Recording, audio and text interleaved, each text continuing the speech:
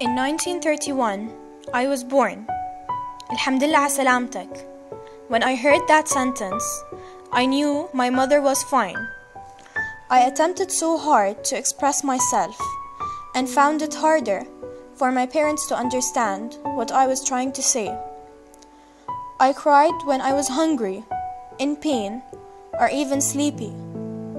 Although I never spoke a word, I loved hearing my parents talk. A few months later, I broke out of my shelter and spoke for the first time. And to my surprise, they understood. I knew then I was home. Arabic letters expressed my hatred, love, happiness, sadness, and all the feelings a person can experience in a lifetime. It gained me friends, enemies, lovers. Allah yarda alayk, a word my mother used to say, and nothing else could have made my day. I always used to see my father work, so one day I asked him, "Yaba bishu asaadak?" At that moment, he knew that I was ready to assist him, and maybe someday carry the burden off his shoulders. From that moment on, I started dreaming of the day that my son asks me the same question I asked my father.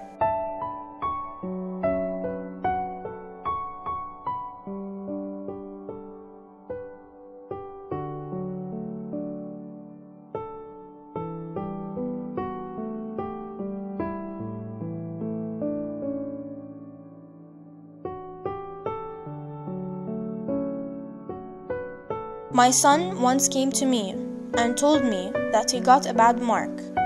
That was the 5th time I hear this sentence, and I decided it was going to be the last. إذا بتيجي مرة ثانية بتقولي هاي الجملة تفكرش تطلع مرة ثانية من البيت غير على المدرسة. I don't even remember the time that I was brave enough to even get a bad mark. And my son does not even care that I would be mad about it. He was only 13. At that time, he decided that he wants to start college and chase after his own dreams. Right there, my own dreams for him came crashing down. Every month, he wrote me a letter. Once, he wrote me in a strange language that only a few in our village could understand, and I was not one of them. I hardly could find a translator to help me read my son's letter. In that letter, he describes his love to his firstborn and how he looks so much like me. They are playing all around me, hugging me, telling me all their stories. I am trying my best to communicate with them, but the problem is, how can I know what they are talking about if they use a different language than the one I lived with? Today, I finished my last course in English.